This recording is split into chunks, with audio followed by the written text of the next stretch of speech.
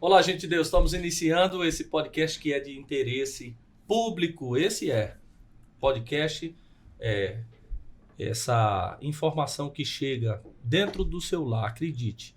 O que nós vamos tratar aqui, todo esse mês, está dedicado para essa reflexão. Hoje nós vamos falar sobre suicídio e eu trouxe aqui a Poli, psicóloga top.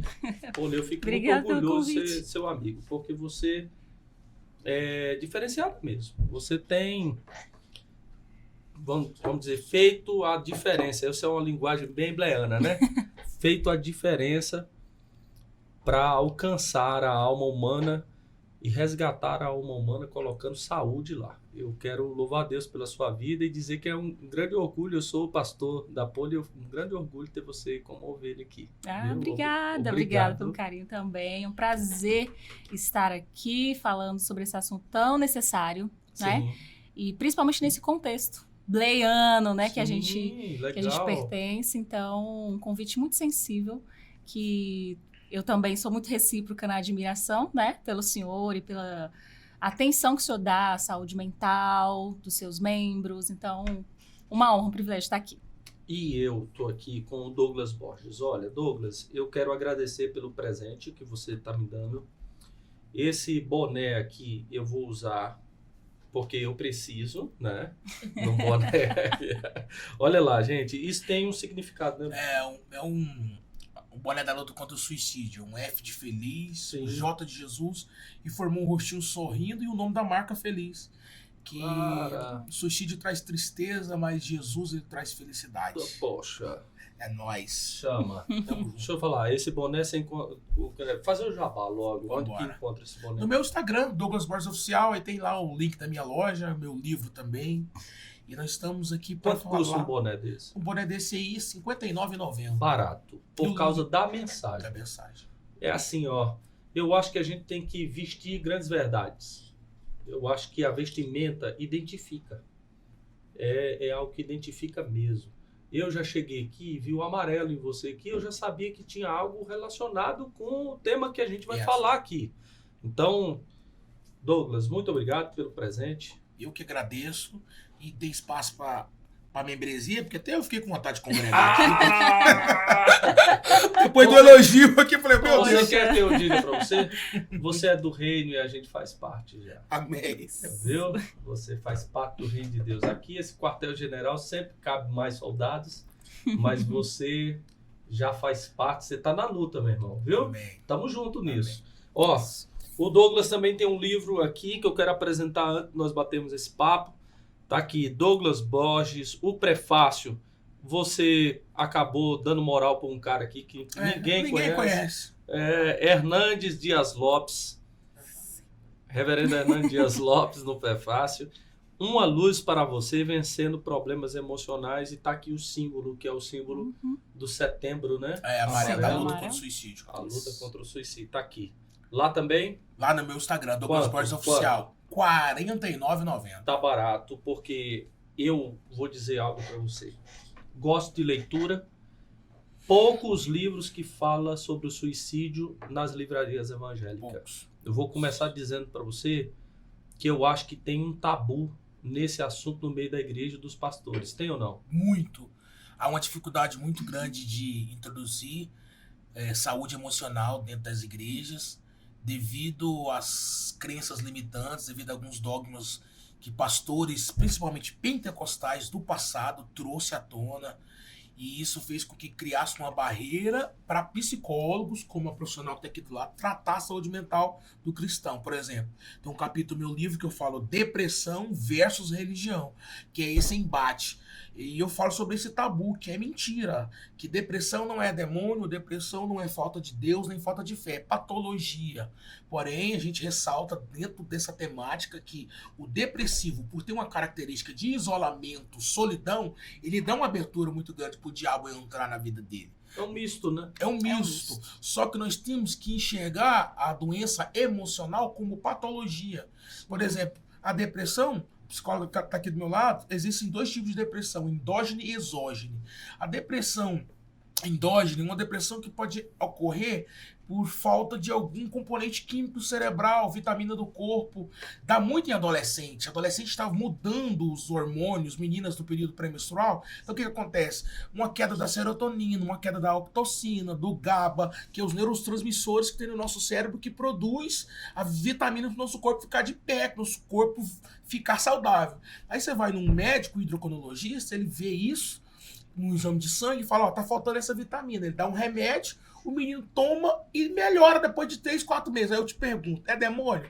Não. Uma depressão por falta de vitamina. Por isso que é importante a alimentação. A outra, que é exógena, que é por causa da psique, aí são causadas por bagagens que nós levamos do passado, bagagens que nós adquirimos do presente e possíveis bagagens que nós vamos pensar do futuro, que é o pensamento acelerado. E essa é a mais complicada, que precisa do tratamento terapêutico, de preferência. Busque alguém que é evangélico, busque alguém que tem uma base bíblica cristã, que vai alinhar a terapia comportamental, científica com a palavra de Deus. E essa junção vai trazer o quê? Cura mental e espiritual, e com certeza você vai sair de um nível de uma pessoa depressiva para uma pessoa curada. Legal, gostei demais. E eu penso que esse tabu, ele tem a ver também, lógico, né, com o que o Douglas está falando, mas principalmente com a ignorância. Sim. A falta de conhecimento sobre o assunto. Boa. Entende? Então, assim, é muito mais fácil a gente espiritualizar tudo, né? E dizer que é uma possessão demoníaca e tudo, porque esse é o contexto que a gente está confortável, a gente conhece, falando do meio religioso, né?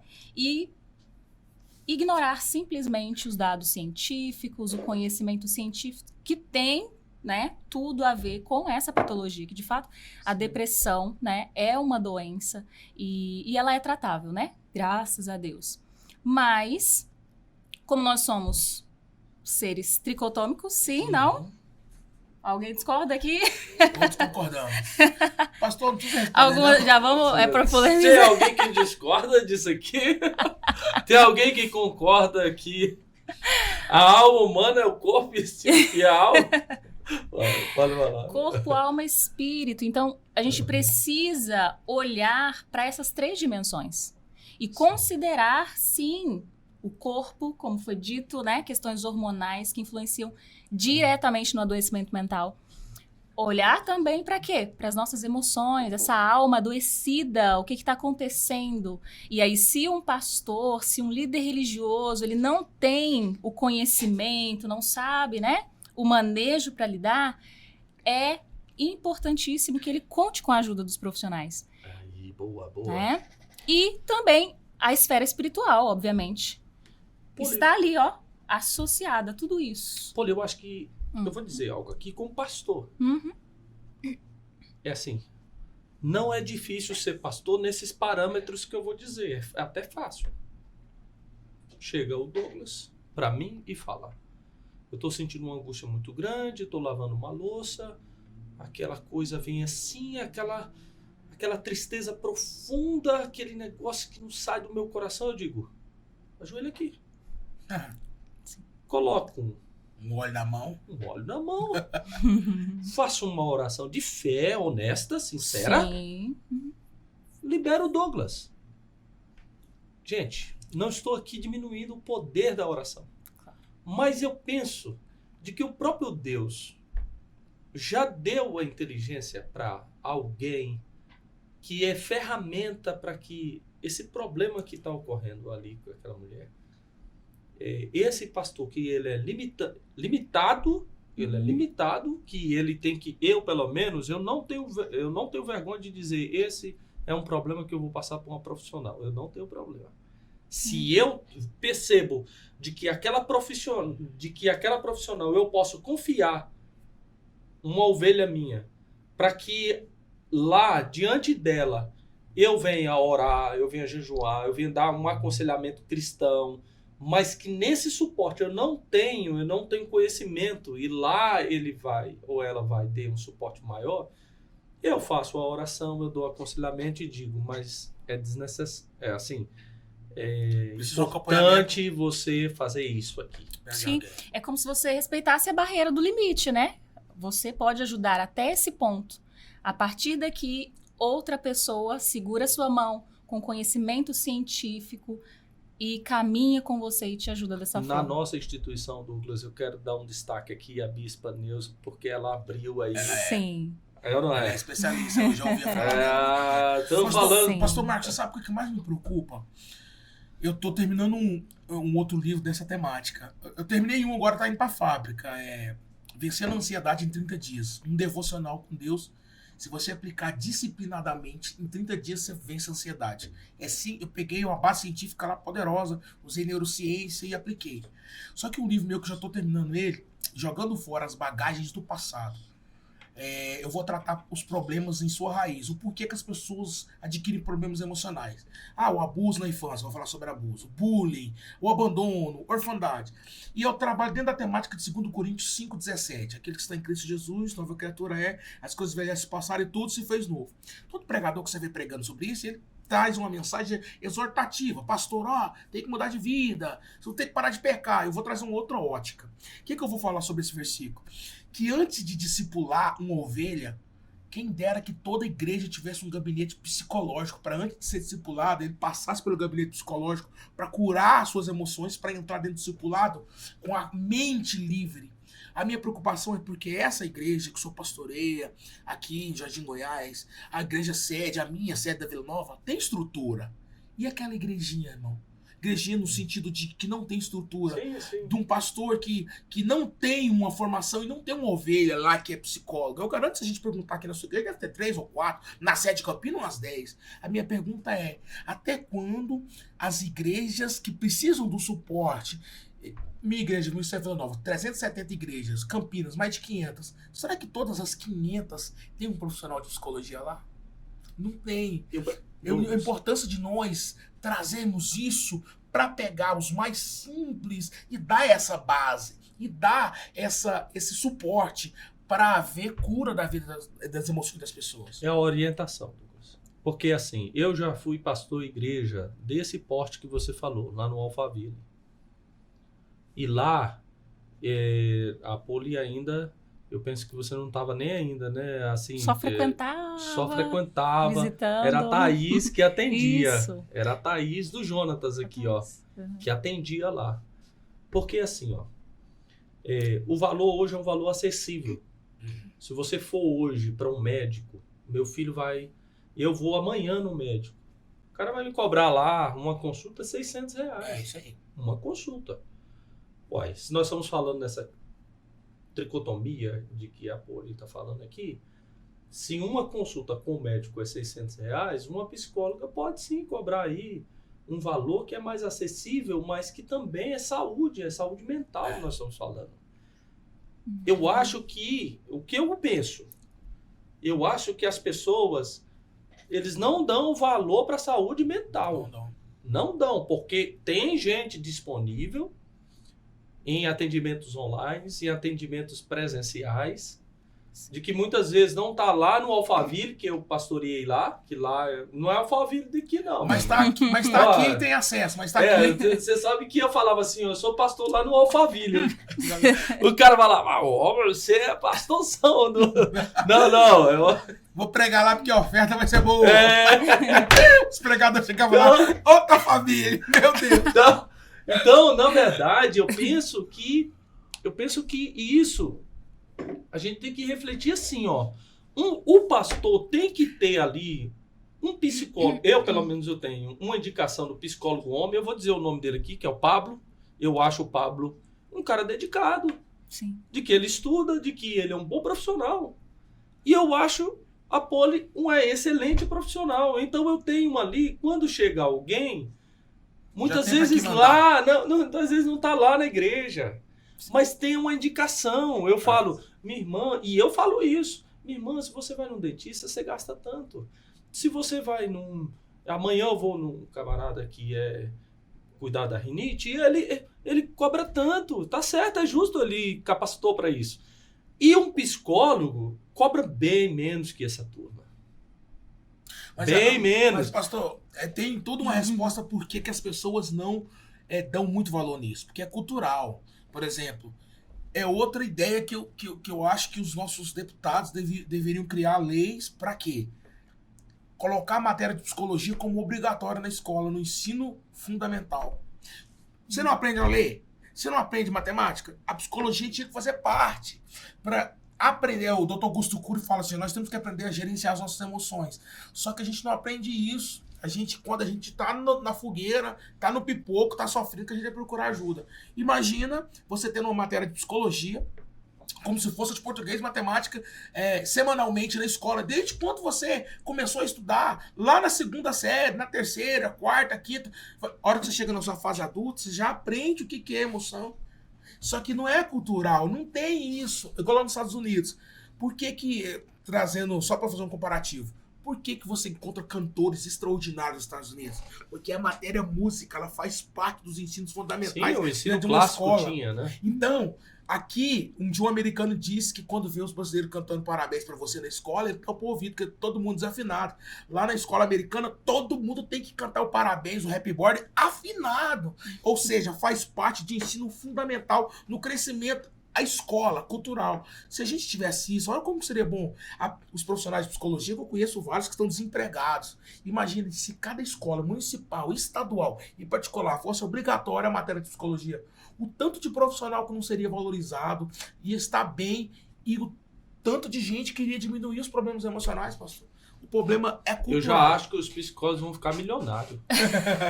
Porque, de verdade, sabe por quê? Meu irmão, nós estamos vindo de uma... Agora pode dizer pós-pandemia, né? Que ninguém está usando mais máscara, não pega... Mas assim, nós estamos vindo de uma pós-pandemia, meu irmão. Uma situação dessa, numa crise financeira que houve, que está havendo. E tá vindo. Tanto, e tudo isso, assim, as pressões na família, um tanto de coisa. Eu acho que a profissão mesmo que vai ser rentável é psicologia. Prepável polho para você. Meu Deus. Isso. A gente celebra e lamenta ao mesmo tempo, né? Então Mas assim, ó, voltando um pouco no ponto que o Douglas que o Douglas colocou, né, acerca da igreja disponibilizar esse atendimento e as igrejas ali na periferia, em locais mais vulneráveis, socialmente falando. Como que fica essa galera, né? Será se chega lá essa assistência e tudo? E sim, chega lá. Essa assistência chega lá nesse formato, talvez não presencial, né? Talvez a igreja não tenha a estrutura de montar um consultório, colocar ali toda a mobília e tal. Não tem uma condição de montar um ambiente físico. Mas, sim, nas igrejas hoje, falando a nível Brasil, muitas das denominações contam com vários profissionais, né, da psicologia, psiquiatras, que trabalham com essa área da saúde mental, membros das suas instituições. Então, contam também, né, com a parceria desses profissionais. Agora, o ponto aqui, eu acredito que não seja esse. Será se tem uma estrutura? Será se chega lá? O ponto é exatamente a desconstrução cultural acerca da aceitação, né? Aderir a um tratamento, não, reconhecer realmente isso aqui é de ordem natural, não é espiritual. Isso aqui não é uma possessão demoníaca, eu preciso procurar um psiquiatra, preciso procurar um psicólogo. Então, eu acho que o ponto central ainda está que a gente precisa falar mais sobre isso. Sim. Dentro das nossas instituições religiosas. Verdade. Dar mais espaço para as pessoas falarem, né, das suas emoções de forma livre. Porque, às vezes, tem muito preconceito também. Sim. Né? Muito. Por conta dessa Tem cultura demais, que a gente está né? falando, que, poxa, um esquizofrênico, né? Lá nas décadas passadas, como que ele era visto? Possessão demoníaca. Sim.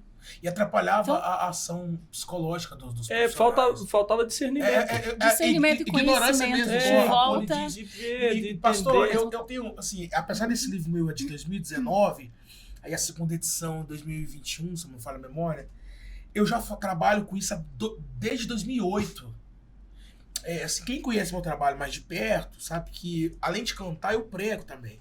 E todas as vezes que eu prego, que eu vou pregar numa igreja, no final da mensagem, eu trago pro tema e eu oro por pessoas com desejo de suicídio. Todos os cultos. Isso aí eu vejo na sua publicação. Já viu das minhas Legal publicações? isso. O que acontece? Às vezes as pessoas não sabem. Deixa eu explicar pra você como é que funciona. Todas as temáticas, se eu pegar o texto de Sansão, eu vou criar um exegese nele que no final vai cair para o ouvido emocional, alguma coisa que vai dar a ilusão do que as pessoas precisam de ajuda mental. Como que eu faço? Eu faço uma dinâmica no final da mensagem. Eu peço para todo mundo pegar na mão. Sansão mesmo, você falaria da defraudação emocional, que ele ficou muito triste. É verdade.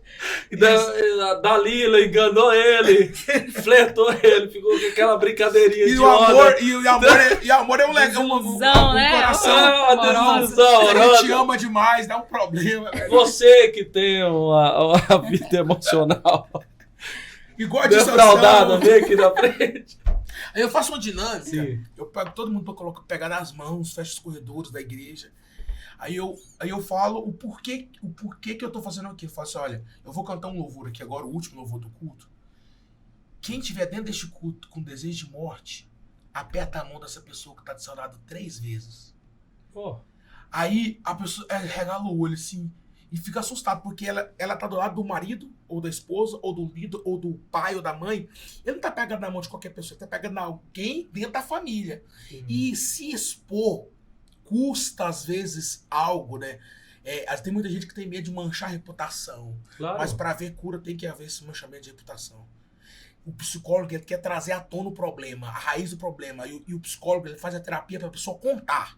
Então, o que eu faço? É sinalizar isso. Sim. Quando eu canto, aí eu falo, primeiro aí eu dou uma palavra dizendo assim, olha, eu já fui na igreja, eu já fui no Ministério Campinas, eu vou falar por causa de ética. A esposa do pastor desceu lá com desejo de suicídio. Sim. Eu fui no Ministério Fama, que Deus me mostrou a líder da regional, de uma grande regional de 20 igrejas com desejo de suicídio. Porque elas também são gente como a gente. E quando eu falo, ó, tem gente eclesiasticamente de destaque dentro da igreja que não tiveram medo de se expor, então quero que você se exponha também. Aí quando eu canto o louvor, pastor, que aperta a mão, aí a hora que eles apertam a mão, eu falo assim, ó, teve alguém que apertou sua mão? Traz essa pessoa aqui na frente. Aí há um outro tabu, porque tem gente que é muito vergonhoso, mas assim, 90% das pessoas vai. Quando as pessoas começam a ir lá na frente, que a igreja assusta. Sim, porque tá a menina do grupo de louvor, a líder do grupo de louvor, tá a esposa do líder, tá o obreiro, o presbítero, e as pessoas falam assim, uau, eu nunca imaginava. Porque a psicóloga pode dizer isso, o suicida, ele esconde. Ele não conta pra ninguém. O suicida não quer se matar, ele quer se livrar de um problema. Então, ele tem medo de contar aquilo pra alguém, então ele esconde. Qual que é a intenção do psicólogo? Fazer ele expor. Qual que é a intenção do CVV 188? É pensar que eu acho que eles deveriam melhorar o trabalho deles. Eles só ouvem, eles não podem aconselhar. O CVV só ouve, você não pode aconselhar. Eu tenho amigos que fazem parte e têm vontade de aconselhar e não pode. O que nós devemos fazer? Quando a pessoa se expõe, quando ela conta o problema, é o primeiro passo para a cura. E assim, desses 15 anos, eu tenho contabilizado em minha mente, são mais de 60 mil pessoas que foram na frente nos cultos. Muita gente. Muita gente. Isso daí é um conceito da psicologia, né? Também para o aconselhamento pastoral. Tiago fala, 5,17, confessar seria contar. Porque tem algumas traduções que é melhor mesmo manter assim mais acessível. O contar é mais fácil. Contai os vossos problemas, confessar os vossos pecados. Diga o que está acontecendo com você, para que sarareis. Sim. E eu acho que na psicologia é isso, porque você ouve mais do que fala, né? Com certeza. O nosso papel é esse. O ouvido, vamos dizer, aquele ouvido, como é que vocês falam? Qualificado? É a escuta ativa, né? Escuta ativa. Que é aquela que você não está só escutando, mas você está manifestando interesse para que aquela pessoa continue falando e você também dá aquele Faz toque. parte do protocolo de ajudar pessoas suicidas isso, né? Essa escuta ativa. Isso, e na verdade, através da escuta ativa que a gente consegue identificar fatores que precisam ser trabalhados, né? E aí, a gente, junto do paciente, vai acessando as ferramentas emocionais que cada um tem para o próprio paciente lidar com aquele desafio, romper, superar, transformar. Então, é importantíssimo ter essa escutativa. E aí, o CVV, né? Você falando que eles só escutam, poderia ter uma parte de aconselhamento.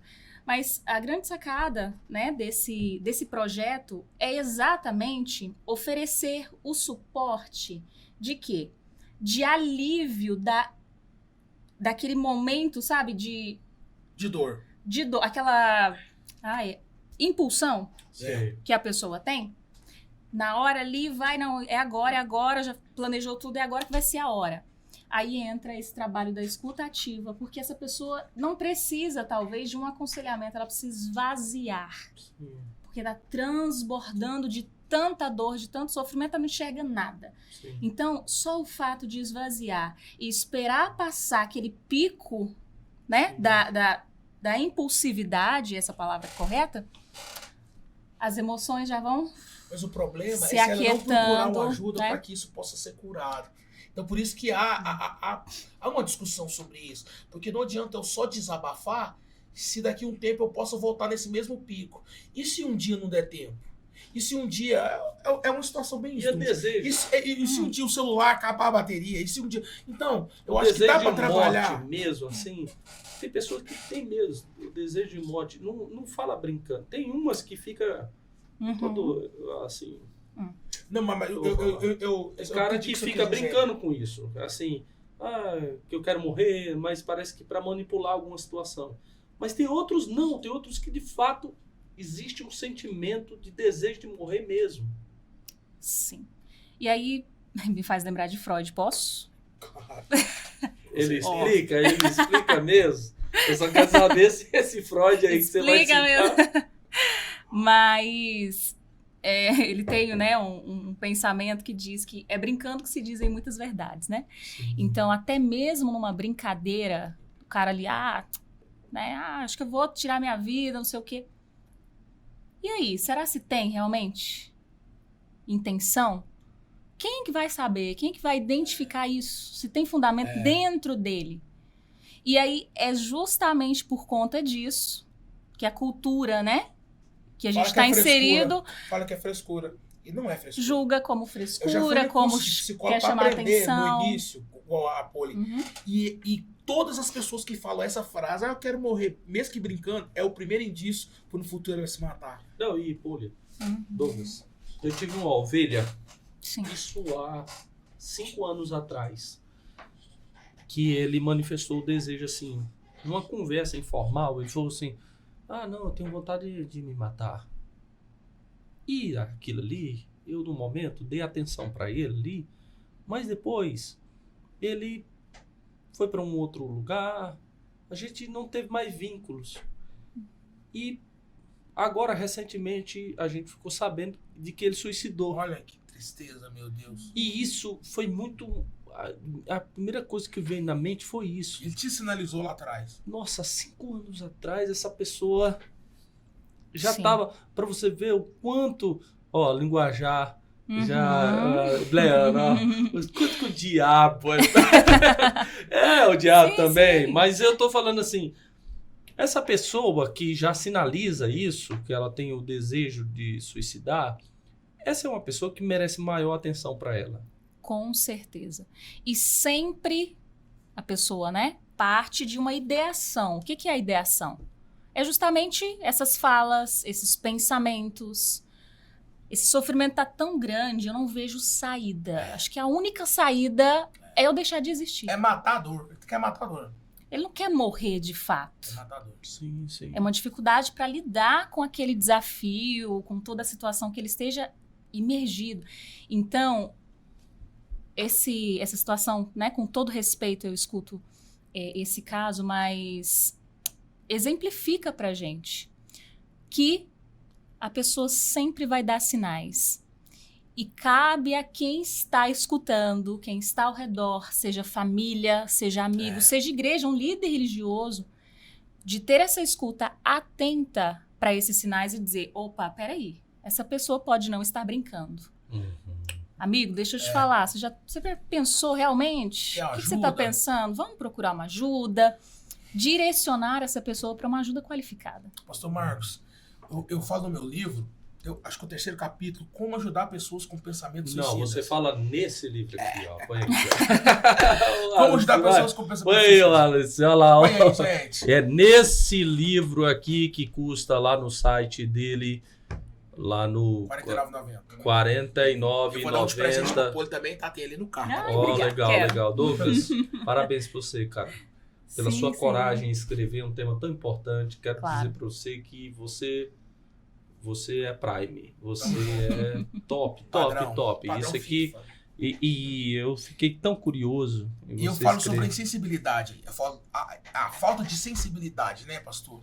Eu acho que devido à correria pastoral, as pessoas às vezes ficam insensíveis devido à correria do seu cotidiano. Ou não entende de dor as mesmo. As pessoas ficam insensíveis. Só entende de festa. E outra coisa, de dor não entende. A cultura da felicidade. A cultura da alegria, né? Da felicidade. Nós estamos muito assim, muito celebrante, né? Aí quando chega a dor, a gente fica mesmo insensível. A gente fica insensível. A Poli falou algo. A sinalização. O pai, deixa eu dizer aqui agora, entrando dentro do campo de pai, eu não sei qual que é a faixa etária que a Poli trabalha, né? Se é mais adulto ou não. Há um tempo atrás, há 7 anos atrás, eu orava muito por adolescentes, né? De 12 pra cima. E se eu falar pra vocês que a minha faixa etária de oração por desejo de suicídio caiu pra 8 anos de idade. Aí a galera fica assim, não, o Douglas tá falando besteira. Vai nas minhas fotos, nas minhas postagens no Instagram e veja. Menino de 8, 9, 10 anos com desejo de suicídio. É porque, Poli, vê se eu tô certo. Existe eu não sei, mas uma pesquisa que é a partir dos 10 anos de idade, seria isso? Eu acho que eu li alguma coisa. Que começa com 10 anos de idade, né? Tem uma estatística. Um aluno meu, quando eu dava aula de música na minha cidade de Bonfinópolis, de 10 anos se matou. 10. Pequenininho. Eu estava pregando. Idades menores também. Tem idades menores. Eu tava em Nova York pregando em uma igreja. Um menino de 9 anos foi na frente. Só que eu sou muito observador. Ele tava dopado de ansiolítico, de remédio. Aí eu pesquisei a vida do cara nos bastidores, do menino. O pai é pastor, trabalha 12 horas por dia, vai pra igreja. Pastor trabalha isso tudo? Lá nos Estados Unidos, sim. Sabia, não? Não, porque lá você não... Lá sim, não tô falando na obra não, viu, Vasco? Onde é isso, cara? Não é na obra não, varão. É trabalhando pra ganhar dinheiro. Tá certo. Não é no ministério, não. Porque quem vai morar fora do país não dá pra... Tem que trabalhar. E o pastor trabalha 12 horas por dia, o camarada, aí divide o tempo com a igreja e não exerce a paternidade. Comecei a escrever um livro agora sobre paternidade, que segundo as minhas pesquisas e experiências, de 10 pessoas com problemas emocionais, de 7 a 8, pelo menos tem algum tipo de problema com paternidade. E isso causa um problema emocional lá no futuro tremendo. O pai, a figura do pai e da mãe na vida, no desenvolvimento da criança é muito importante. O Freud vai dizer isso. Do 0 aos 7 anos, quando a criança ela tem uma paternidade, o pai e a mãe perto, e ela não sofre nenhum tipo de trauma, a probabilidade dela ter problema emocional no futuro é pequeno. Eu concordo com o Freud. Só que a partir disso, quando a criança atinge a segunda infância, a adolescência, ela vai começar a ter as suas próprias vivências específicas e internas, suas lutas, ela pode adquirir esses problemas. E o que está atrelado ao desejo de suicídio desses meninos menores de idade? Quase 100%. Eles se sentem órfãos. São filhos órfãos de pais vivos. Os pais que dão presentes, mas não são presentes. Os pais que dão iPhone, tênis bacana. O pai que dá de tudo, mas não dá. 3 coisas que um pai dá para um filho: proteção, provisão e destino. Se você não souber dar isso para seus filhos, se você não der isso para seu filho, ele vai ter problema sério. Então, esse menino de 8, 9 anos, você pergunta a ele, por que você quer se matar? Não, eu tô dentro da minha casa, eu não me sinto amado pelos meus pais. Você pensa que isso não, o menino é porque ele tá na fase da aborrecência. Não. O pai não joga um futebol com o menino, o pai não joga um videogame com o menino, o pai não leva o menino com um sorvete, o pai não conversa com o menino, o pai não exerce a paternidade de estar perto, de estar participando lá na arquibancada. Faz o gol! Andando de bike com o menino, levando pra competição. Meu filho Azaf faz natação, em futebol, terça e quinta. Ninguém leva o Azaf quando eu tô em casa. Sim, só legal. eu. Uma prima dele um dia me ligou. Posso levar o Azaf? Eu falei, não, filha. Terça e quinta é o pai aqui. Tô exercendo paternidade. Por que isso é importante? Porque na sua geração, pastor, você não é muito velho, não dá pra reparar que você é novo. Não, eu também não sou muito velho, mas na geração do seu pai, 22. a geração do seu pai e do meu pai, eles sofreram muito com isso. Sim, é verdade. Devido à cultura, à ignorância de paternidade. E a dificuldade que nós temos é, nós não conseguimos, como que você entrega amor sendo que você não recebeu amor? Dentro do campo da psicologia, nós temos a tendência de repetir o comportamento dos nossos pais. Então, se o seu pai não te entrega amor, como é que você entrega? Aí vem a teologia cristã, que muda o campo psicológico e científico, dizendo, quando você está dentro de um corpo que é Cristo, dentro de uma igreja, mesmo que você não recebeu o amor do seu pai, você pode se sentir amado por uma comunidade e por Jesus. Então, a psicologia traz algo científico e a teologia cristã traz algo profundo e sobrenatural. Pai, no campo da psicologia, significa autoridade. E crianças que crescem sim a figura do homem, sexo masculino. Na sua fase adulta, ela tem dificuldade de receber uma ordem. Ela tem dificuldade de parar no sinaleiro.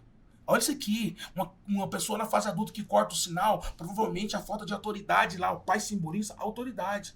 A mãe, dentro do campo da psicologia, amor, carinho e afeto. E quando você cresce sem pai, a figura de autoridade? E quando você cresce sem mãe, figura de amor? O que você se torna? Uma pessoa doente emocional. Mas aí é onde nós vamos falar da nossa fé, nós encontramos Jesus, que nós entendemos que ele deu a vida por nós e que ele está dentro de nós com o teu espírito. E eu posso fazer parte de uma igreja que eu tenho um pastor que me ama e exerce um outro tipo de paternidade, que não é a biológica, mas é a paternidade espiritual. Olha isso aqui que é interessante. E muitas vezes, gente, eu não me senti amado pelo meu pai biológico, mas eu me sentia amado pelo meu pai espiritual, que era meu pastor. Isso para mim preenchia algo que faltava. Glória a Deus, hein? Olha isso aqui. Essas três paternidades vão estar atreladas a nós a vida inteira. Paternidade biológica, paternidade espiritual e paternidade divina. Só que tem que haver um equilíbrio. Eu falei aqui pela hora, mas nenhuma é mais importante do que a outra. Dentro da ciência, cientificamente falando, se você não tiver teológica, né, da ciência, do estudo teológico, se você não tiver um relacionamento saudável com seu pai biológico, escuta isso aqui. Se você não tiver um relacionamento saudável com seu pai biológico, você não consegue ter um relacionamento saudável com o seu pai celestial, que é Deus. Porque tem gente que tem dificuldade de chamar Deus de pai porque não teve um relacionamento saudável com o seu pai biológico. E aqui que tem que haver um equilíbrio. Haver o quê? Um pedido de perdão, um quebrantamento, mostrar que nós nascemos de novo quando nós estamos em Jesus. O seu pai que abusou de você sexualmente, que tem muitos casos, o seu pai que não exerceu paternidade, o seu pai que não trouxe a paternidade que você merecia, chegou a hora de você trazer ele para perto, porque agora você é cristão, que agora você tem uma mente renovada, metanoia, você é outra pessoa. Pede perdão, restaura o laço entre pai biológico e você terá um relacionamento muito mais saudável com Deus. Isso aqui é muito forte. Está dentro do meu novo livro sobre paternidade. Nós temos que entender isso. Você que está assistindo esse podcast, nunca se esqueça, você tem um pai. Nosso Deus é um pai que olha por nós e um pai que cuida de nós. Glória a Deus. Eu até, Poli, uma amiga, ela mora em Brasília e, assim, uma intelectual, uma pessoa, vamos dizer que Deus está dando oportunidades e ela falou sobre isso, sobre a ausência do pai na vida dela, o tanto que isso trouxe reflexos negativos para a vida. Isso, de fato, a psicologia, existe alguma coisa assim a dizer sobre isso? Se de fato a ausência paterna gera consequências emocionais, fragilidades emocionais para uma pessoa que não teve um pai, ou não teve um pai presente, ou não teve pai mesmo. A figura, né? A figura do pai. Sim. Então, é claro que na psicologia nós temos vários teóricos, né, que dizem várias coisas, etc. Mas me faz lembrar de Moreno, que é um teórico do psicodrama, né? Então, o Moreno, ele traz na sua teoria de que todo ser, ele pertence a uma matriz de identidade. Ele tem uma matriz de identidade. O que é isso? Olha o nome, matriz de identidade. Ou seja, o bebezinho lá, né? Quando ele é concebido, por quem? Mãe e pai, ok? E posterior a isso, ele nasce, ele já está automaticamente inserido nesse ambiente de matriz de identidade. A figura da mãe e a figura do pai.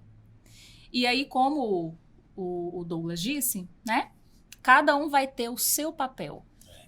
O pai, ele tem uma responsabilidade de apresentar o social, as habilidades sociais para a criança. E a mãe tem a responsabilidade de apresentar esse mundo das emoções, a afetividade, o amor, né? Então, desde o ventre, isso já vai sendo construído nesse indivíduo que está sendo gerado. E, como psicóloga perinatal e obstétrica, eu vou puxar um pouquinho aqui para o meu lado, porque, na verdade, a gente estuda aqui desde a concepção da criança.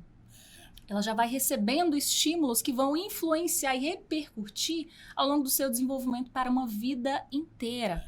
Então, não estou dizendo, né, que uma criança que, ao nascer, o pai veio a óbito, não tem, né, ali o pai biológico e tudo, mas ela tem alguém que exerça essa figura de paternidade. De referência.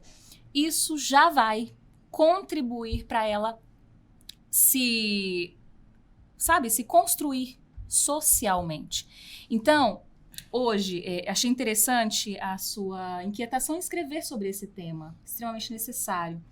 Porque, de fato, a gente olha para a sociedade de hoje, para os relacionamentos, a qualidade dos relacionamentos. Como que tá? Né? Muito caótica. Relacionamentos não duradouros, não saudáveis, abusivos, violentos, né? E tudo isso vem dizer dessa formação lá da matriz de identidade. Então, é importante sim, né, investir desde muito cedo no papel materno, no papel materno. Que, com isso, a gente está falando, inclusive, de prevenção de suicídio. Acredita? Acredito. Prevenção ao suicídio. Porque se eu tenho um ninho que dá conforto, segurança, presença, ela vai estar segura. É verdade. É diferente de culpabilizar o pai e a mãe, ok? A gente está falando de responsabilidades.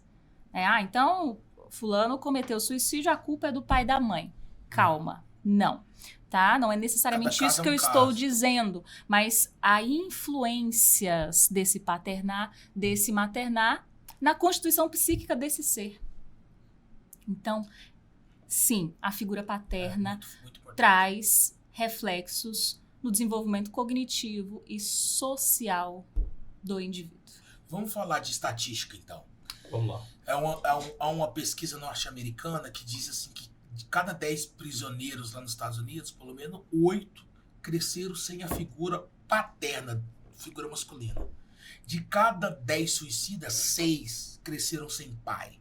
De cada 10 adolescentes que engravidaram, 7 sem pai.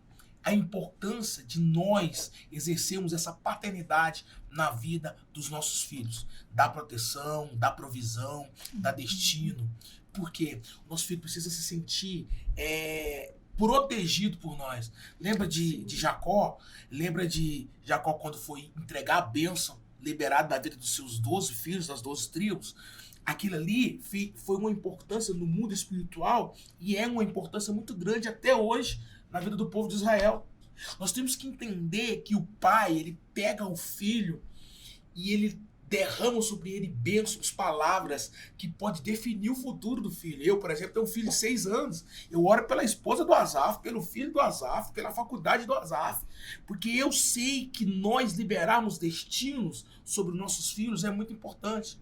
Pastor Marcos, legal. Na concepção, a psicóloga estava falando, existem pesquisas científicas que dizem assim que tem gente que tem dificuldade de se relacionar em grupo.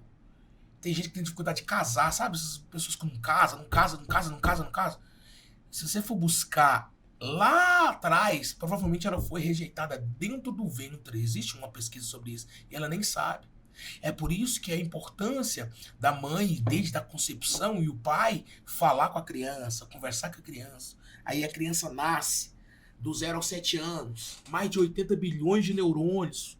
E a hora que ela, nesse momento que ela desenvolve, ela a fala, o andado, o cognitivo comportamental, ela sente dor, ela já tem um sentimento. E nesse momento que o pai precisa estar perto, a primeira infância é muito importante. E é nessa primeira infância, pastor Marcos, que acontecem os piores traumas. Muita gente que está atrelada ao suicídio, Poli, está pelo abuso sexual. Mulheres e homens que sofreram abuso sexual lá atrás. Sem falar que homens que sofrem abuso sexual, eles se tornam homossexuais. Eu já tive amigos que falaram pra mim que ele sofria abuso, e aquilo era tão ruim, que passou um tempo e ele começou a gostar e tornou homossexual. Eu tenho amigo particular que hoje foi liberto disso. Então, o pai que não assiste o seu filho de perto, o pai que não está liberando destino, provisão e proteção, a tendência desse filho crescer com a fragilidade emocional é muito grande. Nós somos seres sociais, somos seres relacionais desde o Éden. E se nós entendermos que cada relação que nós construímos durante a nossa história, ela precisa ser equilibrada. Porque se nós andarmos com pessoas más, né? No grosso modo, nós seremos más, né? A psicologia vai dizer que nós somos resultado das 5 pessoas que estão à nossa volta. Você gosta muito de orar? Então, porque você está com 5 pessoas que oram. Você só fala muito palavrão. Você fala muito palavrão. A psicóloga achou que isso aqui é uma frase coach. Aí deixa eu dizer pra você. É uma frase coach, mas eu tinha amigos. Eu lembro que no começo da minha fé, eu comecei a andar com um grupinho de amigos na igreja. Rapaz, eu não produzi nada.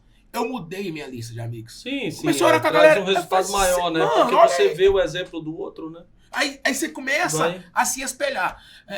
Eric Berne, que é um dos psicólogos da teoria transacional, ele vai falar sobre os estados de ego, pai, ele vai falar assim que nós construímos a nossa história, o nosso comportamento, olhando na vida da figura do pai que está dentro da nossa casa. E é muito interessante que a mulher, né, ela cresce dentro do ambiente de casa, ela olha o pai como esposo. A Marina. Ela não sabe o que é Eros. Ela não sabe, né, ela não sabe o que é Eros. Ela não sabe o que é amor ainda, Eros. Mas quando ela cria uma concepção do que é isso, ela não ama mais o pai. Então, por isso que 100%, quando o pai é um marido péssimo, quando o pai é um marido que faz a mãe sofrer emocionalmente, é adúltero, causa transtorno dentro de casa, essa menina, mulher, sexo feminino, ela vai crescer com traumas que para reverter isso vai precisar de muitas e muitas terapias. Eu falo isso por experiência dentro da minha família. Eu falo isso, o casamento dos meus pais foi um casamento que teve divórcio. E meu pai não foi um bom marido. E a minha irmã cresceu com esse trauma. Quando ela foi casar, ela estava pensando que ela ia casar com meu pai. Ela olhava o marido dela e via a figura do meu pai nele. Olha que loucura. Olha que a mente do homem é capaz de transicionar isso. Então, nós temos que entender, nós temos que ser exemplo para os nossos filhos. O exemplo arrasta. Não é aquilo que eu falo, é aquilo que eu faço. É muito importante isso, pastor Marcos. Uma criança, então, acompanhada pelos pais, né? Pai, mãe. Essa criança, emocionalmente, pelo que eu entendi, ela é muito mais segura, ela é muito mais confiante. A vida emocional dela, vamos dizer... A probabilidade de ter problema a probabilidade é menor mesmo. É menor. Né? Sim, com ponderações. Uhum. Né? Porque se a gente fala, ok, tem presença física, tem o pai, tem a mãe, ok? Tem a família, né, tradicional lá, Sim. formada, bonitinha. Mas o funcionamento dessa família também se faz muito importante Sim. pensar. Exercer Porque o papel, é isso que a gente está não falando. adianta, né, ter a presença, ter lá pai, mãe, ok?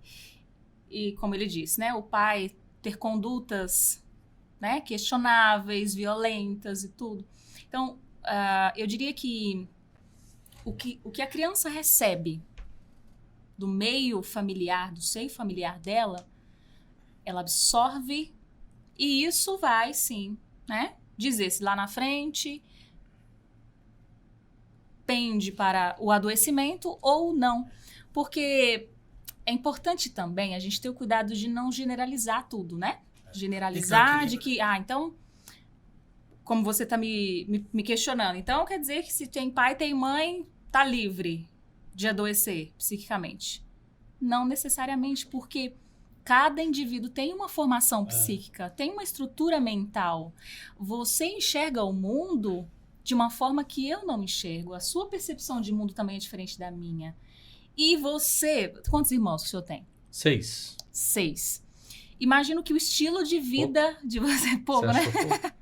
Então, imagino que o estilo de vida, né, de vocês, a forma como que vocês enxergam o mundo, mesmo sendo irmãos, tendo recebido, né, as mesmas referências, a mesma educação, tal. Foi a mesma, mas é outra percepção de mundo. É um dos pilares da PNL, da programação neurolinguística, é a percepção. Então, por isso que tem que haver compreensão e percepção lado a lado. É muito importante isso, porque na fase adulta, as pessoas sofrem problema. Então, aquela menina que teve uns pais presentes em sua paternidade, mas aí na fase adulta, onde ela já tem a vida dela não atrelada a eles, mas ela sofre com divórcio. Então, ela vai ter um problema emocional gerado por quê? Por esse divórcio. Então, por isso que nós tem que haver um equilíbrio. E não é fácil ter uma mente saudável. Tanto de médico que cuida das pessoas e precisa de ajuda. Tanto de pastores que cuida de ovelha, mas ele precisa de ajuda. E não é pouco, mas ele tem medo de se expor. Porque se ele se expor, ele está mostrando uma fraqueza. E expor uma fraqueza, talvez, vai mudar a concepção de ovelha e pastor. Isso aqui, irmão, é muito forte. Porque se uma ovelha vem te pedir ajuda e você fala, eu não estou em condições de te ajudar porque eu estou passando por isso, ela vai questionar, então por que você está na frente da igreja? Aí onde eu falo para pastores nesse livro, os pastores não são super-heróis, pastores não são super-homens.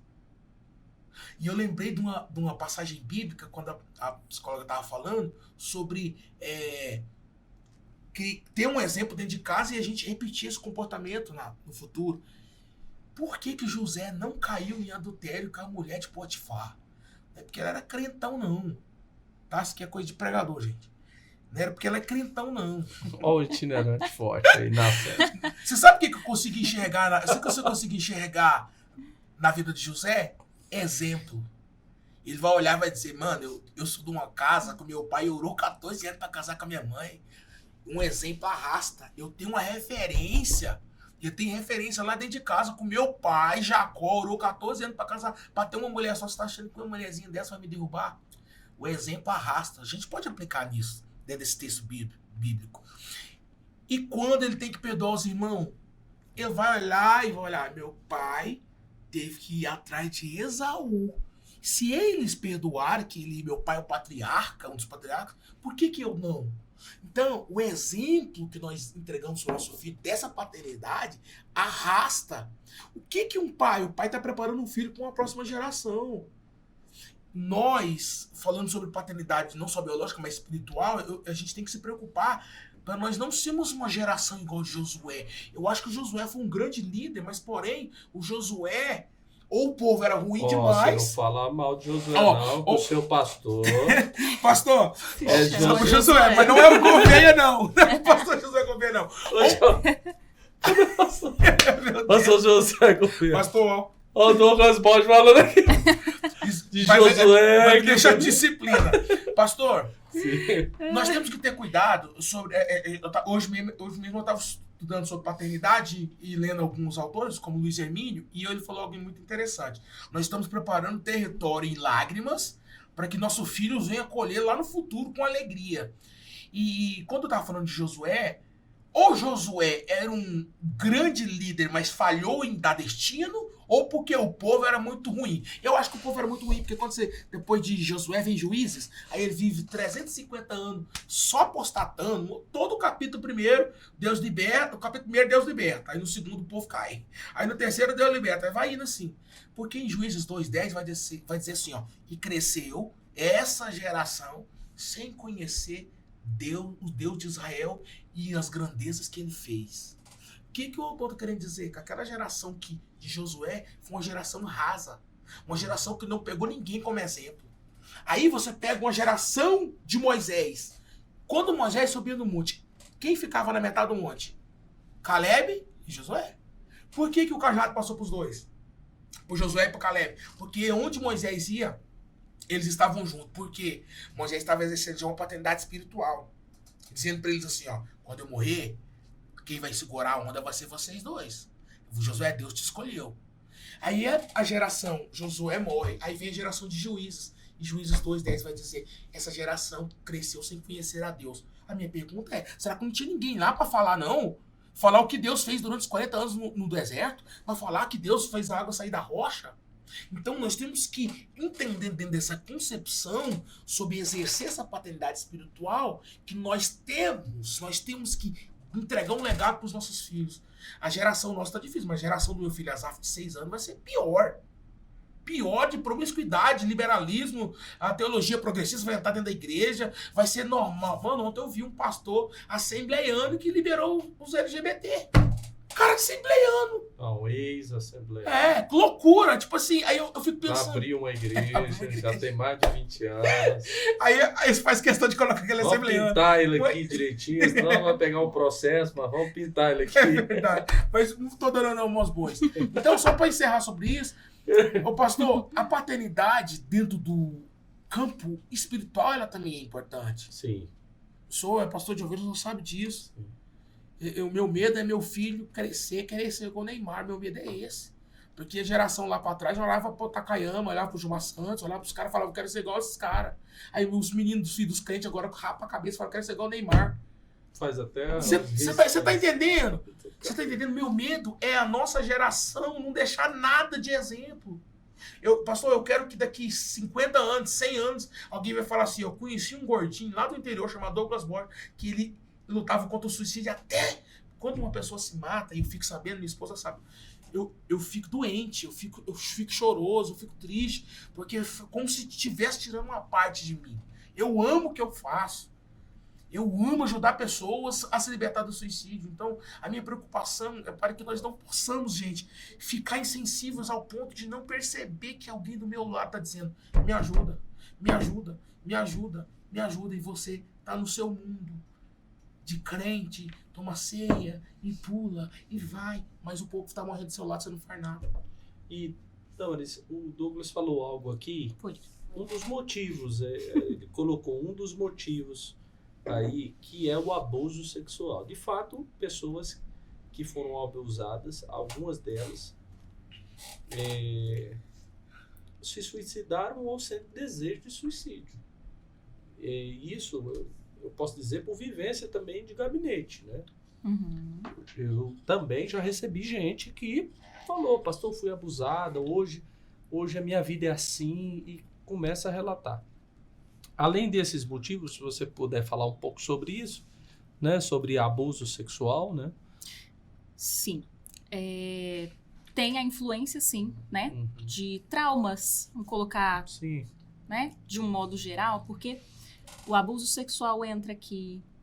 Tem também o abuso psicológico, né? Sim. Muitas crianças sofrem ou sofreram com esse abuso psicológico vamos falar da geração dos meus pais. Pais rígidos, né? Pais rígidos. Muita pressão. Muita pressão.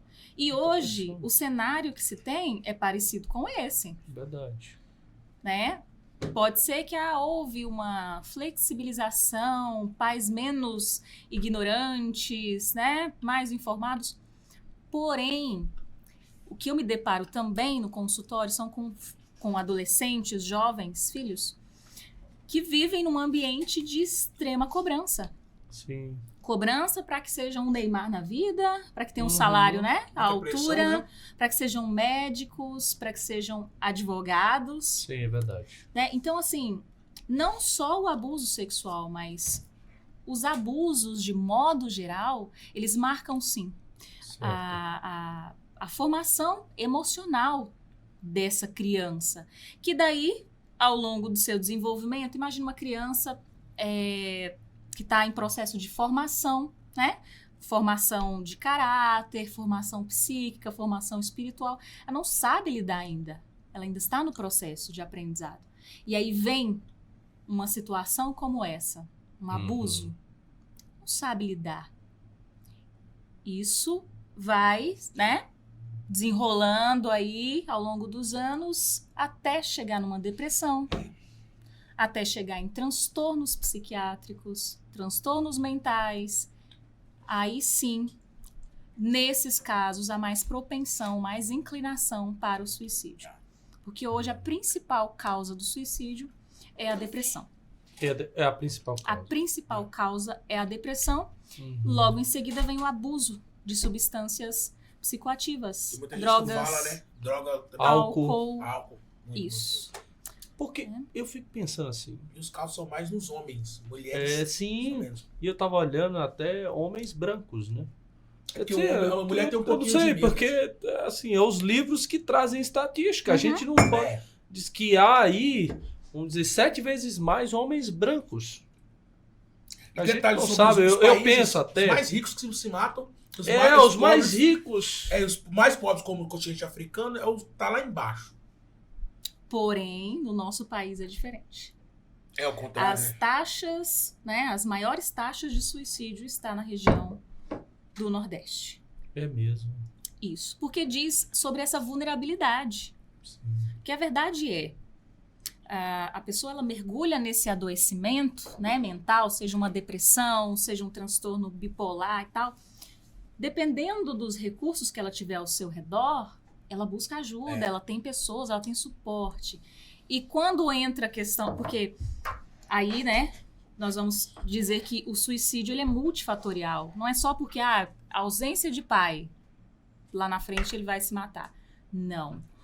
As causas do suicídio, elas também são multifatoriais. E aqui vai entrar psicológico, vai entrar... o aspecto sociocultural, socioeconômico, entende? Então, só finalizando, né, essa fala, a vulnerabilidade psíquica é a principal causa para esse ser, né, que está aí sofrendo em adoecimento, optar por esse caminho da desistência. Durkheim, um sociólogo, Sim. é um dos caras que falou sobre o suicídio. O livro dele é um dos mais famosos, se não mais famoso. Ele vai falar que o suicídio nunca ele é individual, ele é coletivo, ele é social. Porque ele foi gerado por algum tipo de reação, algum problema ocasionado na convivência desse ser. Ele convive dentro de uma família, já é algo social. E lá dentro dessa família tem um monte de problema. Ele convive dentro de um relacionamento, um namoro, um casamento que não deu certo, o emprego que ele foi frustrado, e uma das coisas que nós temos que aprender a lidar são com as frustrações. E se a gente for trabalhar sobre mente, né, psique, a teoria do inconsciente de Freud, a teoria da mente, eu sou aquilo que eu determino a minha mente, né, os coaches usam muito essas ferramentas. Não é psicólogo, não. Mas assim, eu gosto muito de atrelar isso à fé, né? Porque a fé é algo que você não consegue ver, mas crê, né? Algo que não existe, mas você crê nisso. Então, tem muita coisa que eu posso realizar se eu colocar aquilo na minha mente. Atletas de alta performance, eles são movidos pela habilidade dele mental de ter uma disciplina de fazer algo e aquilo se torna algo extraordinário. Quando você treina o seu cérebro, ele é treinado. Até dentro da ciência, quando acontece um problema de Alzheimer, eles usam a neuroplasticidade, que é a reconstrução cerebral das conexões, né? O que acontece? O nosso cérebro ele é condicionado, a neurociência vai dizer que o nosso cérebro ele não é condicionado a fazer as coisas com facilidade. O que a gente faz com facilidade? Come, dorme, sexo. A gente faz com muita facilidade, é muito prazeroso. Mas isso um dia não foi fácil. Mas agora quando a gente começa a gerou-se o hábito, automatizou por conta, né? E aí, agora faz uma dieta, por exemplo. Segunda-feira eu comecei uma dieta. De verdade, tá? E academia. Você tá doido, mano. Eu amo roca. Você chega treme assim, ó, sabe? Porque esse cara tem dependência química. Sabe? Aí a gente fica. Não tô. Aqui, ó, celular, mamãe. O nosso. Não tô viciado, aqui, ó. Não tô viciado no celular. Não tô tremendo. O nosso cérebro ele não é condicionado a fazer coisas difíceis. Dieta, academia, mas dentro do campo da disciplina, a partir do 15º dia, a neurociência vai dizer assim que aquilo que não era prazeroso começa a ser prazeroso. Por isso que eu conheço gente que odiava academia, mas começou a fazer hoje, não falha um dia. Nós temos que condicionar o nosso cérebro a isso, doutor. Eu acho que nós temos essa capacidade. E não é fácil, gente. É renúncia. Renunciar não é fácil. Condicionar o nosso cérebro a renúncia. Jejuar, por exemplo. É fácil jejuar? Tem gente que jejuma de coca. Assim, eu não vou entrar dentro desse campo, porque senão vão me taxar como polêmico, mas eu acho um absurdo. Jejuma de coca. Aí, Você já acha que é uma dieta, não, né? O que acontece? Aí, se você, eu lembro que eu fazia jejum de televisão, porque eu sabia que tinha alguma coisa dentro daquela televisão que se eu assistisse eu ia pecar. Eu passava de costa pra televisão, mas eu fui condicionando meu cérebro que televisão pra mim não era mais importante. E de repente nós temos que trazer essa condição de treinar o nosso cérebro, a repetir. Oração não é hábito, gente. Orar é difícil orar, gente. É difícil colocar o joelho no chão e tem gente que com 3 minutos já zera a oração. Mas quando se torna hábito, você fica meia, 1 hora, 1h30, 2 horas, você fala, uau, eu passei 2 horas dentro do quarto orando. E quando se fala de emoção, pastor, acho que nós temos que entender e condicionar isso. Buscar a ajuda do psicólogo é muito importante, mas atrelar isso a uma boa alimentação. Os remédios naturais para emoção. Atrelar isso. Dormir bem. Dormir bem, né? Os hábitos, bons hábitos. Isso daí já é. Atrelar isso à comunhão com a minha igreja. Atrelar isso a férias. Profissional que trabalha, não tira férias, dá burnout, dá um monte de coisa. Dá isso? Sem férias? Pastor, se você ficar sem férias, só tá propício pra ter um derrame na vida do senhor. Então já tô falando pra você tirar férias. Então, não tô te querendo te passar medo não, viu? Tem que tirar férias. E desligar o celular do senhor e deixar pros vice-pastor tomar conta. Falar assim, ó, só se matar um aí. Deixa pro lado, se eu tenho pepino, resolve? Não, o psicólogo, qual que são essas coisas simples que nós podemos levar? Agora uma pergunta que eu faço para ela. As coisas simples no nosso dia a dia, que possa estar atrelada à nossa saúde emocional saudável. Coisas simples. Simples. E aí entenda o simples como um lugar a se conquistar, a se conhecer, tá? E também cada um, né? Sim. Pode ser simples para mim, a subjetividade a gente precisa respeitar. Mas o principal, eu vou dizer que é o autoconhecimento. Sim. Beleza, você pode ter alimentação saudável. Isso vai contribuir para você ter uma saúde mental legal? Vai. Sim, vai. Mas se você não conhece as suas mazelas, se você não conhece as suas dores, a gente chama de gatilho emocional, aquilo que motiva, né? Algumas possíveis crises, enfim. O auto-engano é horrível, né? Para todos os aspectos, né? Sim. De todos os aspectos. Todos os aspectos. Para né? mais, para menos, se a pessoa não se conhece. Quem sou eu, né? Isso. E aí, olha, se eu não conheço sobre mim, sobre a minha história... Sobre as minhas limitações. As minhas limitações, as minhas dores. E o contrário também é verdadeiro. Não conheço as minhas fortalezas. Aquilo que a minha alma se ancora, os meus potenciais e tudo. Poxa, eu tô vulnerável para qualquer vento vir e me levar. E aí a gente está falando de um adoecimento. Então, o primeiro passo, inclusive para a prevenção, né? A prevenção do suicídio é o autoconhecimento. Tá? Você precisa se conhecer, essa angústia, de onde vem? Né? De onde vem? Começou a surgir quando? Com ajuda profissional especializada, você vai, sabe, limpando esse caminho e conseguindo enxergar as raízes dessa angústia, dessa dor, dessa tristeza que você tá lá, ó, só mergulhando. Então, primeiro, o autoconhecimento. Junto do autoconhecimento vem o autocuidado, que aí entram esses hábitos aqui saudáveis que a gente está falando. Uma boa alimentação dentro da realidade de cada um. Ah, não, eu só vou me alimentar bem pagando aquelas comidas caras, né? Não, você pode sim, na sua realidade financeira, sua realidade social, ter uma consciência e intencionalidade ao se alimentar. Sim. Porque quando a gente fala de alimentação, a gente não está falando só de encher a barriga. Sim. Né? Então, deu uma fome, eu vou comer qualquer coisa e encher a barriga. É pensar, isso está nutrindo o meu corpo? Tem vitamina aqui? Nesse alimento que eu vou ingerir? Ter intencionalidade e consciência. Para alimentação, para praticar atividade física. Gente, o sedentarismo... É uma causa forte, né? Fortíssima de adoecimento mental. Porque com a atividade física... Porque tem gente, Poli, que trabalha muito e chega cansado. Sim. E a pessoa pensa assim, poxa, eu já me canso demais trabalhando. Aí eu vou para academia para me cansar, porque lá eu vou ficar mais cansado. Mas na verdade a academia ali... Ela libera muita coisa no seu cérebro. Não é a mesma coisa do trabalho. Não Ela libera muita mesmo, vitamina, muita coisa. saúde.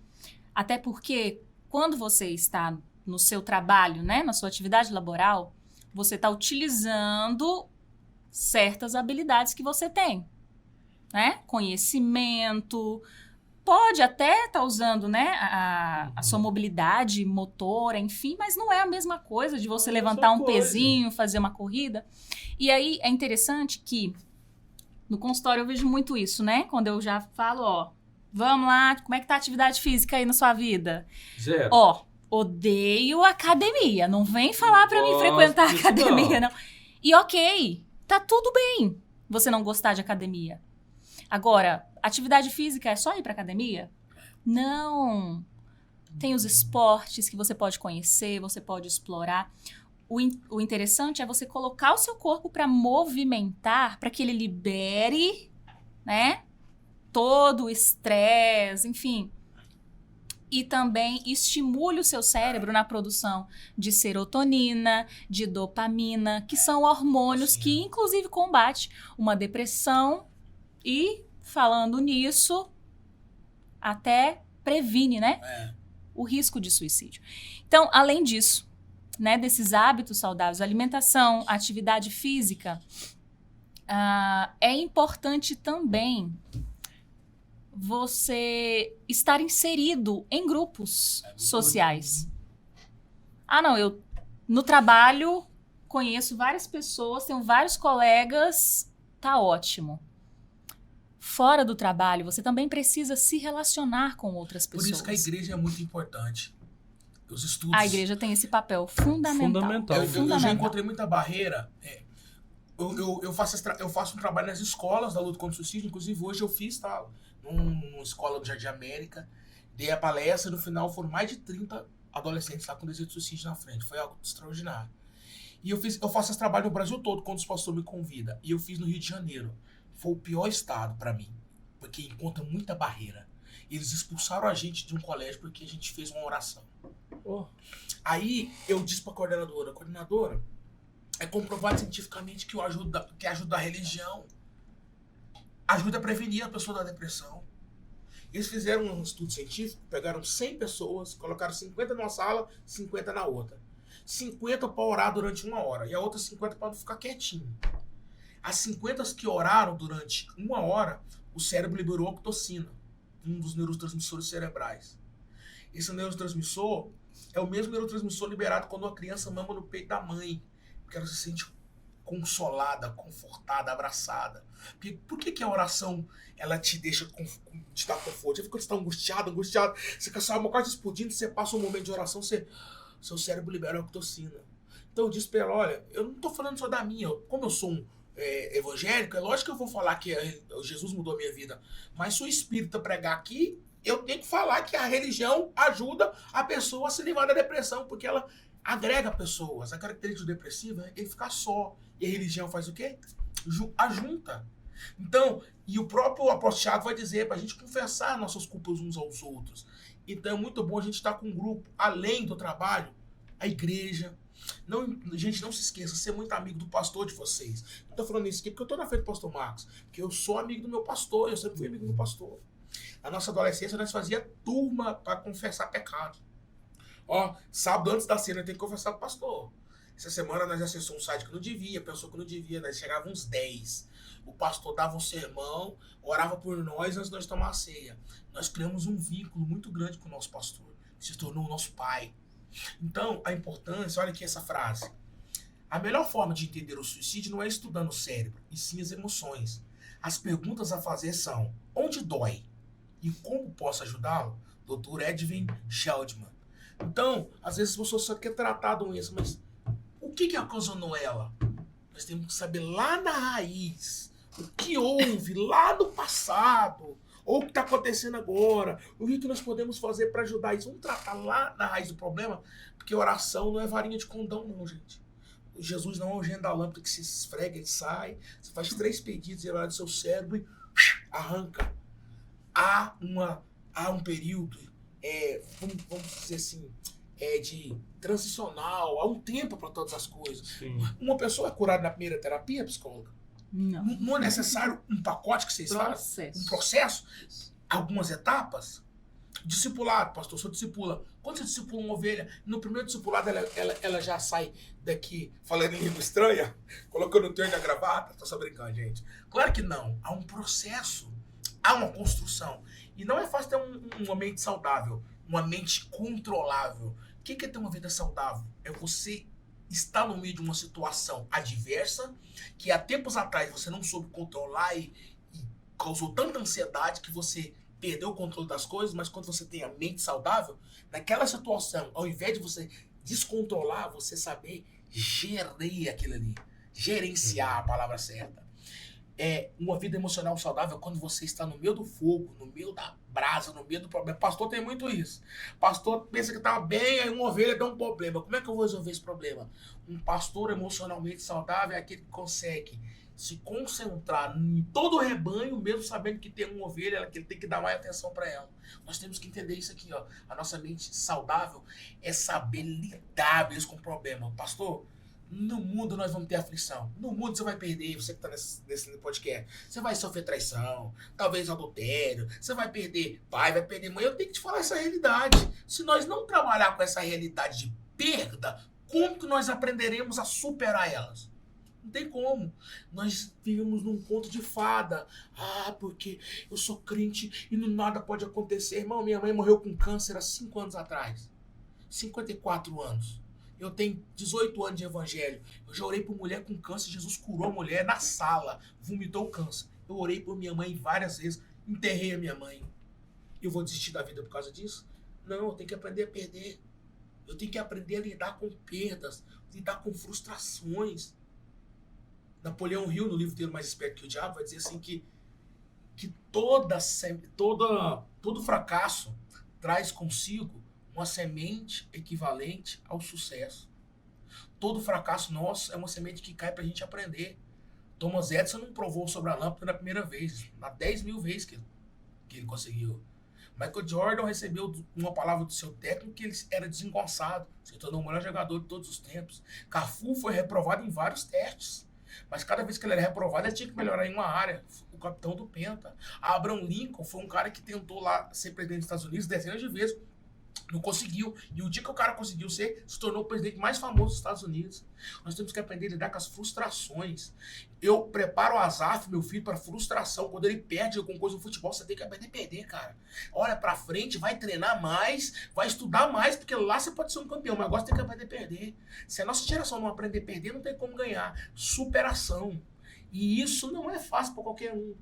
Trabalhar o cérebro para condicionar, para superação, não é fácil. É por isso que tem que haver um equilíbrio. Existe suicídios que são um ato também de covardia, né? Eu tô dizendo isso porque, você falando sobre isso aqui, eu vi um cara muito milionário, que ele perdeu uma quantia relevante, mas mesmo assim ele continuaria milionário nos Estados Unidos. E a saída que ele teve para essa vergonha nacional a foi... cultura japonesa, você sabia? também. O Japão é muito comum. Tem pessoa assim, parece que assim, vamos dizer, um cara que faliu uma empresa, pô, ele tá falando sobre perda aqui. Sim. Nossa, eu fali, eu tinha uma empresa, agora eu vou ser empregado. Ou esse ato aí, é claro que é emocional, que ali ele tá recebendo essa pressão, né? Social, vamos dizer, de tudo, da família, dos filhos. Sim. Mas também parece que beira um ato de covardia dele também. Dele não pensar nessa perspectiva aqui, ó. De lidar com a frustração. De lidar com a frustração, né? Isso. E aí, a grande dificuldade, né, para a pessoa que tem realmente ideações, né, suicidas, é de enxergar outras possibilidades. Então, poxa, é uma vergonha imensa essa de mudar o status social. Nesse caso, ele não mudaria, não deixaria de ser milionário por conta desse prejuízo financeiro, né? Mas se aplicando a outras realidades, que inclusive eu já tive, né, atendendo pessoas assim, que muda o status, né, social, financeiro, uma hora tá lá em cima e aí quebra, né, a empresa e tal, e já entra com esses pensamentos. Isso diz da dificuldade da pessoa, realmente, de enxergar outras possibilidades. E foca somente ali, naquele problema, naquela dor. Isso limita a visão dessa pessoa de enxergar novos horizontes. Então, para a gente, partindo um pouco para a conclusão, eu quero dizer para você que está aí acompanhando a gente, para todos nós, que 90% dos casos de suicídio pode ser, sim, identificado antes, revertido, né? Pode ser evitado. Então, nós, enquanto sociedade, temos uma contribuição importantíssima de olhar para o outro. Empatia. Empatia pelo outro, saber acolher, respeitar o outro na dor que ele sente. Se ele está me falando que está doendo demais, que está insuportável, porque essa taça que ele tinha uma estima muito grande, ela se quebrou, você vai olhar e falar, poxa, uma taça. O que é uma taça? Você vai ali na esquina e compra outra. Simples. Não é sobre julgamento, é sobre acolhimento. No cenário que a gente está falando, né? Toda essa campanha do Setembro Amarelo é para gerar essa consciência em mim e em você, de que pessoas que estão próximas de nós, elas podem estar nos dando sinais. E nós podemos sim ajudá-las. E se você é uma dessas pessoas, né, que está aí imergida nessa dor e não enxerga solução para nada, eu convido você a respirar fundo e entrar em contato com alguém que esteja próximo a você. E diga dessa dor. Diga do que você está sentindo, que você não está enxergando saída.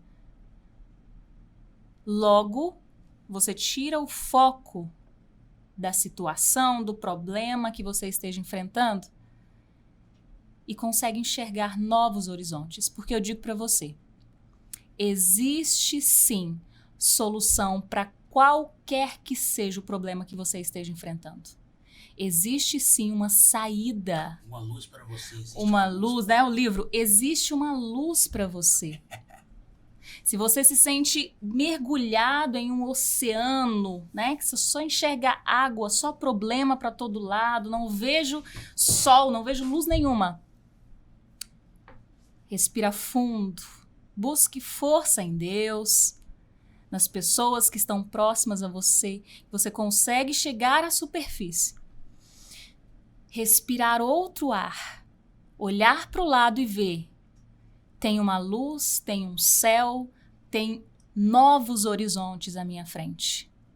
A solução não é tirar a sua própria vida. É você encarar esse problema. E se é muito difícil para você encarar isso sozinho, conte com a ajuda da sua família, de profissionais que estão aí qualificados para te ajudar nisso. Você não está sozinho. Essa luta é sua, mas também é nossa. Nós, enquanto igreja, enquanto ser humano, nós nos importamos com a sua vida. E a sua vida tem um valor imensurável. Vale a pena você enxergar novos horizontes e viver o extraordinário de Deus para a sua vida. Porque Deus tem dias melhores para você. Esse é um assunto complexo e as respostas, de fato, não são fáceis. Mas eu quero dizer, como pastor também aqui, de que eu entendo de que são vários fatores que podem levar uma pessoa a tirar a vida dela ou a vida dele. Mas alguns desses fatores os pastores podem ajudar. Então, eu como pastor aqui, eu posso dizer de que qualquer que seja o motivo que está levando você a pensar em retirar a sua vida, eu me coloco à disposição e boa parte dos pastores também estão à disposição. Existem ferramentas de que o pastor pode ajudar essa pessoa, tá? Você que está ouvindo, você é muito bem-vinda e bem-vindo. Aqui nós estamos também para ajudar você. Eu fico feliz aqui em receber a Poli mais uma vez. Obrigada. Nesse podcast. Poli, você Top. é instrumento de bênção, Amém. de muita bênção, viu? E essa é a minha missão mesmo. essa é a sua missão. Continue assim. Obrigada. Viu? Obrigada. E eu estou impressionado com o Douglas também. Douglas, eu confesso para você que eu vi você poucas vezes. As poucas vezes que eu vi você, eu vi como um cantor. Uhum. Mas eu estou percebendo que você está em formação, você está em formação. Yes. Em duas áreas que é muito necessária. Primeiro, eu acho que você tem que fazer psicologia. Será, Muito meu bom. Deus? Eu concordo. acho que você... Eu penso que você já tem estudado, você já tem conhecido, mas a academia vai dar um suporte bem Muito maior grande, para sim. você. Com certeza. E isso vai ser uma bênção para a sua vida. Você pode ter em outras áreas aí uma formação, né? A educação formal ela é importante. Yes. A educação informal, eu vejo colegas falando, né, sobre por que você fez mestrado? Eu estou fazendo um outro mestrado agora. Por que você está fazendo mestrado? Eu falo, porque eu gosto da educação formal. Uhum. Eu gosto. É um conteúdo que Enriquece, cresce, desafia você. Tá proposta para você aqui. Eu já tô pensando no mestrado, já tô namorando. Faça, estude, faça psicologia. Eu quero ir lá Aí eu e a Poli, nós vamos lá na formação dele lá. Vamos sim. Chancelar. Comemorar, chancelar. Gente, obrigado. Eu fico feliz pelas palavras. Não, e tem um outro que eu disse que você tem formação em psicologia, mas eu também acho que você está em formação a ser um pastor de uma igreja local.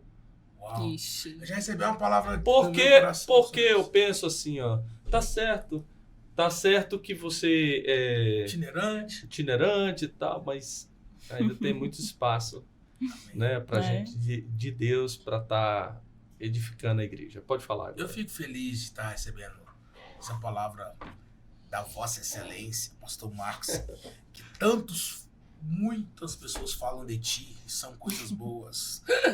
E eu fico feliz de estar conhecendo a Poli. Minha intenção é só ser um instrumento, pastor. Quando Deus me chamou, em 2004, quando eu aceitei Jesus, eu achava que eu ia ser apenas um cantor. Mas em 2008 eu descobri meu maior propósito de vida, ajudar pessoas com desejo de suicídio. Legal. E eu quero levar esse legado para todas as nações, para todo o Brasil. E eu tô aqui para servir as igrejas, os pastores. Eu já faço isso, né? Sábado agora eu tô fazendo uma viagem, vou para os Estados Unidos. Eu vou pregar num congresso lá. E eu vou falar sobre esse tema. Você deve ter casa lá, não tem? Não tem não, eu vou lá. Porque você vai lá direto. Eles me convidam e eu vou mesmo, pastorzão. Você já comprou alguma casa? E assim, eu quero dizer que para encerrar as minhas palavras, a característica do depressivo é a ausência de sonhos. O homem não morre quando ele deixa de viver, o homem morre quando ele deixa de sonhar. Então, geralmente, as pessoas que estão depressivas e querendo tirar sua própria vida, ele está sem perspectiva, sem sonho. Mas comece a voltar a sonhar. Coisas pequenas e simples que estão do seu lado. Um carro novo, uma casa bacana, uma viagem, um curso. Isso é sonho. Os sonhos nos motivam a viver, a acordar cedo para trabalhar, a entrar na labuta. E eu quero dizer que há esperança para você. Legal. O Senhor é o nosso pastor e de nada eu tenho falta. Do original no hebraico. Se eu tenho a presença dele, já é tudo que eu preciso. Então a presença de Deus, ela vai ajudar você a suprir todas as suas outras necessidades. Entenda disso, encerrando as minhas palavras, falando sobre paternidade. Você tem um pai, e um pai cuida, um pai abraça, um pai liberta, um pai cura, e um pai entende também quando o filho desliza, e um filho precisa voltar para o eixo, para o GPS que ele tem para você. Deus abençoe sua vida. Suicídio não, vida sim. Existe uma luz para você. E essa luz pode ser, com certeza, Jesus, a palavra de Deus, mas também a ajuda da Poli como uma psicóloga, um pastor, Marcos como uma autoridade pastoral, que se sinta abraçado por nós. Essa campanha é da igreja, é minha, é nossa. Jesus te ama. Beijo pra você. Valeu demais. Só para você acompanhar nas redes sociais, @psi.polianefélix. Olha, e o conteúdo que a Poli está produzindo lá na rede social dela é um conteúdo muito instrutivo. Eu recomendo você seguir a Poli lá e vai pegando aí semanalmente, diariamente, o conteúdo que vai abençoar a sua vida, tá? Douglas, @Douglas Borges Oficial. Reverendo Douglas Borges. Douglas Borges Oficial. Top, boa demais. Obrigado, viu? Que honra. Espero vir aqui mais vezes. Vamos para falar do seu ministério. Hoje foi uma coisa meio temática mesmo, né? Mas que bom ter vocês aqui. Eu já orava para Deus me trazer aqui, né? Vim todos os tops aqui no Blackcast e falava, esse tá com implicação comigo, só pode. Não, só vai melhorando. Você viu que eu tava chegando um momento assim. É porque não tinha ninguém. É porque não tinha ninguém. Não tinha ninguém me convidar. Gente. Não tinha ninguém mesmo que falasse esse tema tão bem. Ah, tá, legal. Gente, obrigado, que honra. Quero agradecer a... Não tinha ninguém Quero agradecer a Damaris, que eu chamava de Damari, mas é Damaris que foi em contato.